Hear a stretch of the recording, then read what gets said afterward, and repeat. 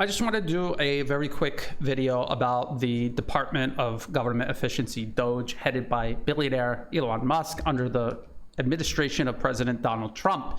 And I did a post on X trying to explain this, and I just wanted to do a video to kind of explain it in more detail, maybe. And I'm comparing the creation of Doge and all of this work to expose fraud, waste, and abuse in the US government, to streamline the US government, to cut out waste and make the government run more efficiently. I'm trying to compare this to an ancient warlord, a scary ancient warlord who slaughtered his way to power. And he has this massive sword right here. I mean, it is scary looking. It's his sword with all the swords of the warriors that tried to stop him welded onto it. Now, it's big, it's scary, but it's really hard to keep clean. You can see that it is rusting. And even though it is scary, the blades are going every which way, which means it doesn't really cut well in any direction. And as a result, when he goes into a village, yes, people are terrified, but when it actually comes to making a pile of skulls, it's a very meager pile of skulls. So the warlord says, "This sword is terrible, I'm going to get rid of it." And the villagers rejoice, and they all say, "This is great, our collective nightmare is coming to an end. He's gonna get rid of this sword." And then they watch him, you know, he's got a hammer and he's knocking all of these blades off, and people are saying he's really doing it. He's dismantling the blade. But then at the very end, he's got the original blade and he's sharpening it razor sharp. I mean, razor sharp. And then he polishes it and you can see a reflection in the sword. And then what you have left is a sword that maybe isn't as big and as scary as the original sword, but it is a sword that is much better at actually doing what it was meant to do, which is cutting off heads. And he then creates a mountain of skulls. And the people were so obsessed with the process of him dismantling the sword, they never stopped and asked what the purpose was. Was it because he had sworn off being a murderous warlord, or was it because he felt he needed a sword that could better enable his murderous warlord lifestyle? And in the end, that is exactly what he was doing. And in the end, that is exactly what the United States is doing. The US is not swearing off global empire. It is not swearing off the pursuit of global domination. It is simply looking at the tools that it has. They realize that they are terrible. They are not going to succeed. So they are trying to streamline and sharpen them, just like the warlord, so that they could take this meager pile of skulls that used to work, but now they need to cut off many more heads. They need a more efficient way to do it, so they're cutting off the excess. That is all that is going on with the United States. And just to give you an example, I was listening to the confirmation hearings, and I know nobody does this because they could be anywhere from 2 to 4 hours long. They're extremely boring. No ordinary person out there is going to listen to the confirmation hearing of Marco Rubio as Secretary of State, or Pete Hegseth as Secretary of Defense, or Jamieson Greer, U.S. Trade Representative. But I had to sit down and listen to all of them. And I was listening to Marco Rubio explain how China is a huge threat to the United States. Communist Party of China leads the PRC, is the most potent and dangerous near-peer adversary this nation has ever confronted. They have elements that the Soviet Union never possessed. They are a technological adversary and competitor, an industrial competitor, an economic competitor, a geopolitical competitor, a scientific competitor now, in every realm. It's an extraordinary challenge. It's one that I believe will define the 21st century. When they write the book about the 21st century, there's going to be some chapters in there about Putin, there's going to be some chapters in there about some of these other places, but the bulk of that book about the 21st century will be not just about China, but about the relationship between China and the United States and what direction it went. And I think you're alluding to it in your statement. I know you may have another question. I don't want to eat up all your time, but I do want to say this. The Chinese believe that the United States are a great power in inevitable decline and that they are an inevitable rise.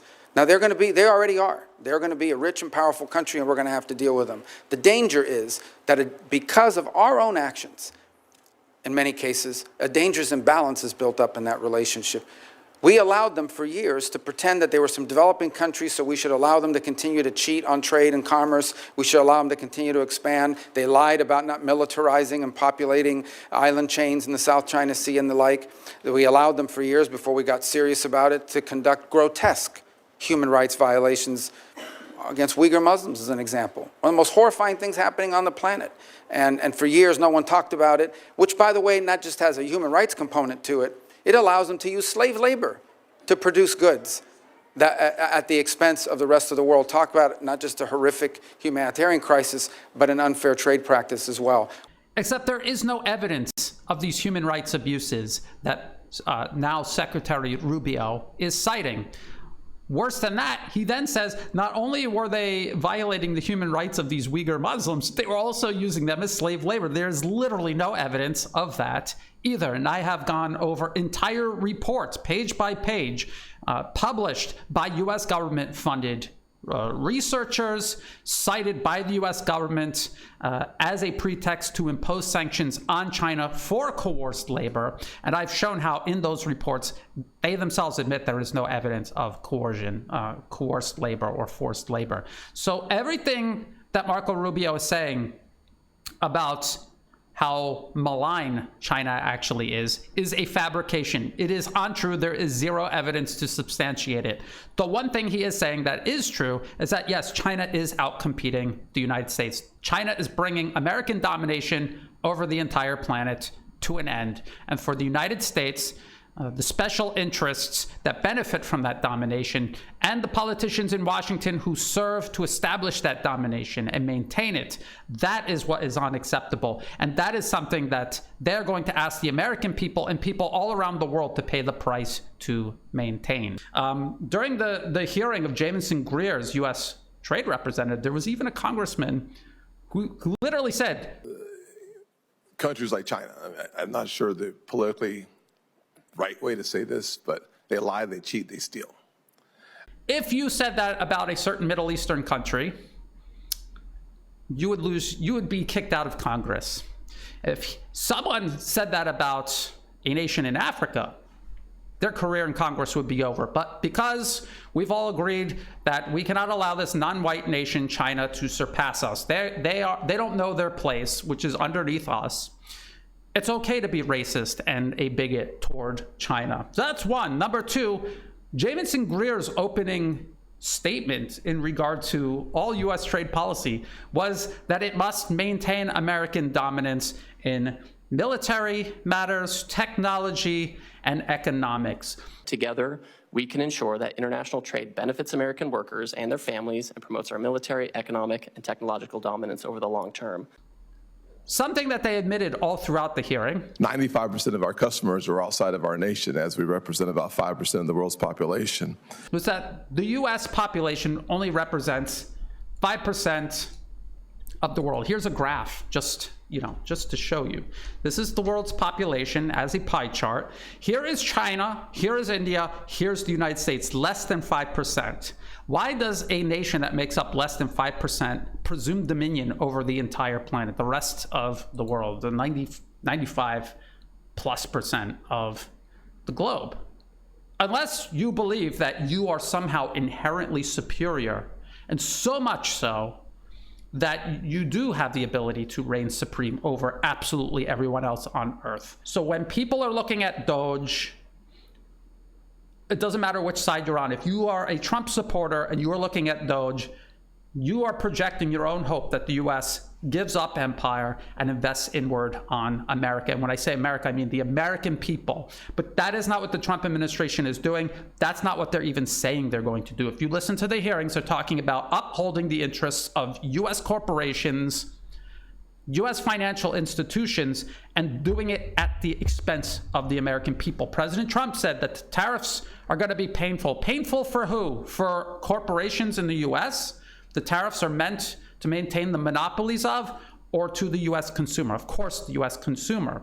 On the other hand, people who oppose President Trump and who detest Elon Musk, just opposing what they say because of the person who said it, that is wrong. And the reason why is because if you hear President Trump and Elon Musk during a press conference explaining Doge, and they're explaining real fraud, waste, and abuse, and their department ending it, Doge ending it, and you're just so emotionally repulsed by these two individuals, you just denounce it. Someone who hasn't picked a side, someone on the fence who might be skeptical of President Trump and Elon Musk, as they should be, they're going to hear you not actually making a real argument, and it's going to make them lean more in the direction of President Trump and Elon Musk. What people need to point out, and this is the crux of the actual argument, is not the process of streamlining the US government. The question is, what is the purpose? Is it to make a government that actually serves the interests of the American people, or simply streamlines the process of America and its special interests, imposing themselves on the rest of the world? And it is most certainly the latter, because every single person President Donald Trump picked to be in his administration has confirmed that during their hearings for their various cabinet positions. I'm going to do articles and videos about the trade representative hearing, the hearing regarding Secretary Rubio and Secretary Hegseth. I'm going to do videos and articles on all of that in detail for people who don't have time to sit there for 2 to 4 hours listening to these hearings. I'm going to take out the essential parts you need to hear to understand that things are not changing fundamentally, they're changing superficially. This is the warlord taking his old, rusty, impractical sword and simply streamlining it so he can stack those skulls up higher. That is what we are in the process of doing. It's not just the rest of the world that is facing consequences for this. It will also be the American people. The cost of living is only going to go up. The temporary pain is not temporary. It's going to endure, and it's going to only get worse. And they're going to blame different groups of people rather than the people who implemented this policy, as they always do. And they're going to depend on people being emotional and dividing themselves over emotional issues rather than examining the crux of the issue. I think pro and anti-Trump people out there could all agree that the US needs to end empire. A lot of people voted for Trump hoping he would end empire. He's not going to end empire, but they're so obsessed with the process of dismantling something like USA that they're not thinking about what the actual purpose is. And they didn't listen to Secretary Rubio during his confirmation hearing, talking about how the US needs to array itself against, has to stop China, simply because China is out competing them, when in reality it's completely irrational to try to outcompete a nation that is many times larger than you. It doesn't make any sense. It is irrational. It is an irrational foreign policy. And if you pursue an irrational foreign policy, someone has to pay the cost for that. And it's not going to be Marco Rubio. It's not going to be the corporations that he and President Trump ultimately serve. It's going to be the American people. It's going to be the US soldiers sent to go fight China off of China's own shores. It's going to be American consumers that pay for first growing tariffs and then a maritime blockade on China. It's going to be ordinary people, pro and anti-Trump, who are going to pay the cost, as they always have, as they have throughout every single presidential administration up until now. If you thought this video was useful, please like and share. Think about subscribing. It's free to do. It helps the channel grow. Check the video description below for other places you can find and follow my work. All of my videos go up on YouTube, Telegram, and X, also Rumble. I also have a blog that I maintain where all of my articles and videos go up, just for another place to park them. In the video description below will be all of the links that I referenced, as well as ways you could help support my work. I do not monetize any of my social media platforms. If ads pop up, feel free to skip them. If you do want to help support my work, please do so through Buy Me a Coffee or through Patreon. To everyone who has been helping out, whether it's a one-time donation, donations month to month, or if you have no additional resources to spare and you're just helping share my work with other people, all of that is greatly appreciated. That is what makes this work possible. So thank you. And as always, thank you for watching.